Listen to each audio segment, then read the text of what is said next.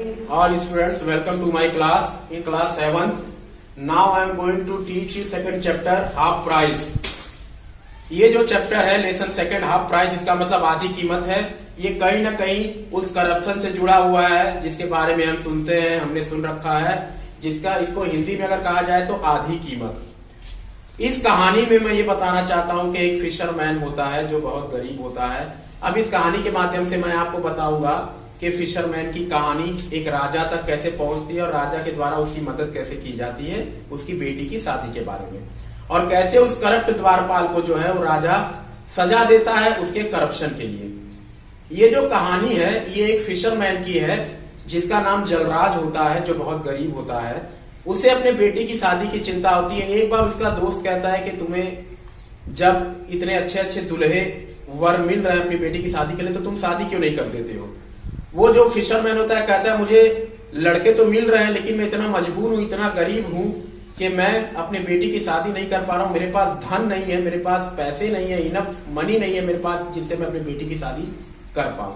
उसका दोस्त कहता है तो तुम राजा को क्यों नहीं मिलते हो, राजा जरूर तुम्हारी मदद करेंगे। वो कहता है मैं राजा के पास तो चला जाऊं लेकिन मैं किस हाथ से जाऊं, किस मुंह से जाऊं, मेरे पास राजा को देने के लिए कोई गिफ्ट नहीं है। जब मैं जाऊंगा तो मेरे पास राजा को देने के लिए कोई गिफ्ट तो जरूर होना चाहिए।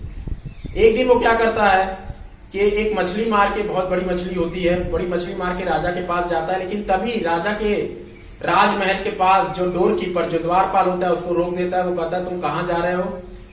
जो फिशरमैन होता है वो कहता है कि मैं राजा से मिलने जा रहा हूं, मुझे राजा से मिलने दिया जाए, बहुत जरूरी है, उनसे मुझे बात करनी है। द्वारपाल कहता है मैं तुम्हें मिलने नहीं देता था, जो भी बात है तुम मुझे बताओ, मैं राजा के पास तक वो बात को पहुंचाऊंगा।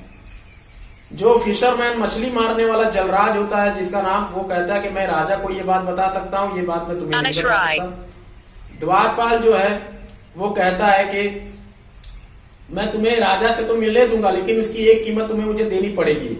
फिशरमैन कहता है क्या कीमत मुझे देनी पड़ेगी।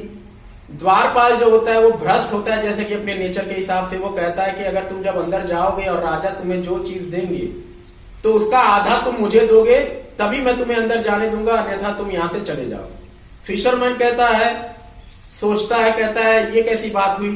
तो जो द्वारपाल होता है अगर तुम्हें मंजूर है तो तुम कहो, अन्यथा तुम यहीं से अभी वापस लौट जाओ। फिशरमैन को मजबूरी में स्वीकार करना पड़ता है, ठीक है तो जो भी चीज मुझे अंदर से मिलेगी, सोने चांदी जो भी रहेंगे उसका आधा मैं तुम्हें दूंगा, लेकिन वो कहता है जो भी मिले उसका आधा तुम्हें लेना पड़ेगा। द्वारपाल कहता है बिल्कुल ठीक है। द्वारपाल उसको अंदर जाने देता है फिशरमैन को। जो फिशरमैन अंदर जाता है तुरंत जाके राजा के चरणों में उस गिफ्ट को अर्पित करता है, देता है। उसके बाद जो राजा होता है वो तुरंत उठता है, कहता है तुम कौन हो। वो कहता है मैं फिशरमैन, मेरा नाम जलराज है। तुरंत राजा जान लेते हैं कि हाँ जलराज, तुम्हारे बारे में तुम्हारे ही फिशरमैन ने बड़ी तारीफ की है, जो तुम्हारे गांव के जो मछली मारने वाले हैं, तुम्हारी मैंने बड़ी तारीफ सुनी है, तुम बड़े बुद्धिमान हो, वाइस पर्सन हो। ठीक है बोलो तुम्हें क्या चाहिए। वो कहता है कि मुझे कुछ नहीं चाहिए। कहता है राजा नहीं नहीं तुम इधर आए हो, तुम्हें तो कुछ तो लेना ही पड़ेगा। कहता है ठीक है अगर मुझे देना है तो मुझे 200 कोड़े की सजा दीजिए, मेरी पीठ पे मारिए 200 कोड़े। राजा कहता है ये कैसी बात है, ये तुम कैसा स्ट्रेंथ चीज मुझसे मांग रहे हो, अनजान चीज, ये तो किसी दोषी को दिया जाता है, ये तुम दोषी नहीं हो, तुम तो मेरे यहाँ आए हो एक फरियादी हो, मैं तुम्हें ये सजा कैसे, ये गिफ्ट के रूप में कैसे दे सकता हूँ, ये तो सजा है। वो कहता है नहीं मुझे 200 कोड़े ही चाहिए। कहता है ठीक है जब तुम कह रहे हो तो तुम्हारी इच्छा पूरी होगी, 200 कोड़े तुम्हें मिलेंगे। द्वारपाल को बुलाता है 200 कोड़े मारने के लिए, लेकिन वो कहता है 1 मिनट, 200 कोड़े मारने से पहले आप अपने द्वारपाल जो बाहर गेट पर खड़ा है इसको बुला लीजिए।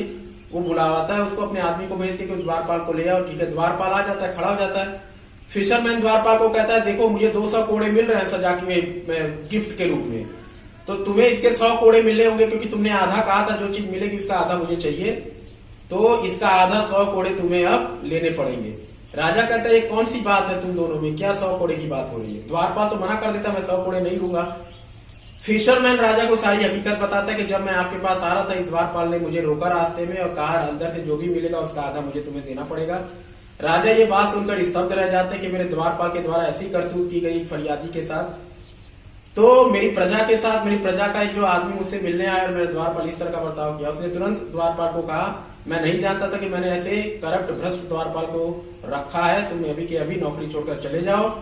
चला जाता है। इसके बाद राजा जो है कहते हैं कि मैं तुम्हारा कृतज्ञ हूं कि तुमने ऐसे भ्रष्ट लोगों से मुझे परिचय कराया और ऐसे भ्रष्ट लोगों की जानकारी मुझे हुई। अब बोलो, अब तुम्हें क्या चाहिए? तब जो मछली मारने वाला होता है कहता है कि मैं बहुत गरीब हूँ, मेरी बेटी की शादी करनी है, बहुत सारे दूल्हे आ रहे हैं, लेकिन मेरे पास धन। उस फिशरमैन उस मछली मारने वाले की बात को सुनता है तो काफी वो ये बात सुनकर उसको अंदर पीड़ा होती है। कहता है नहीं, तुम अपनी लड़की को यहाँ ले आओ, तुम्हारी जो लड़की की शादी है इसी राजमहल से और जो ये राजमहल के खर्चों के ऊपर से होगी। तुमको अपने दम से खर्चा करने की कोई जरूरत नहीं, चिंता करने की कोई जरूरत नहीं। राजा जो है तुम्हारी बेटी की शादी एक अच्छा वर ढूंढकर करवाएगा।